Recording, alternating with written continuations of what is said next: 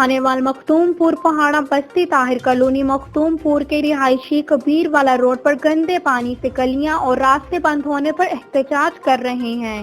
गंदे पानी की वजह से लाखों रुपए मालियत का कबीर वाला रोड भी टूट फूट चुका है। वज़ीर आला पंजाब नोटिस लें।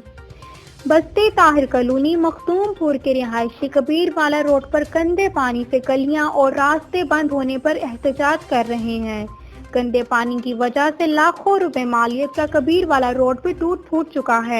वज़ीर आला पंजाब नोटिस लें।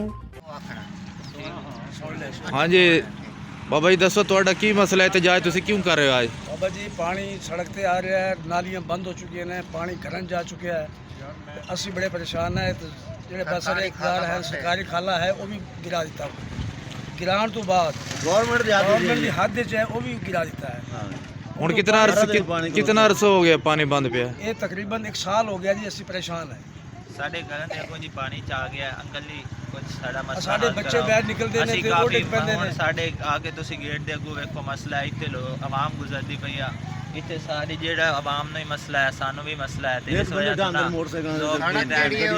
ਵਿਕਾਸ ਦਾ ਹੋ ਗਈ ਬਿਲਕੁਲ ਉਸੇ ਪਾਣੀ ਦੀ ਵਜ੍ਹਾ ਤੋਂ।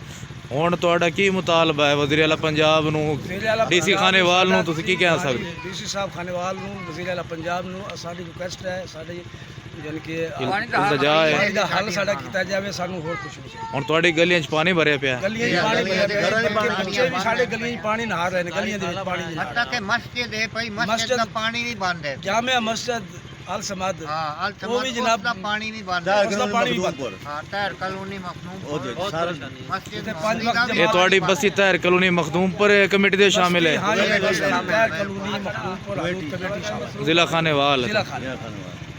ਠੀਕ ਹੈ। ਪਾਣੀ ਨਹੀਂ ਗੁਜ਼ਾਰਨ ਦਿੰਦੇ ਪਏ ਸਾਡਾ।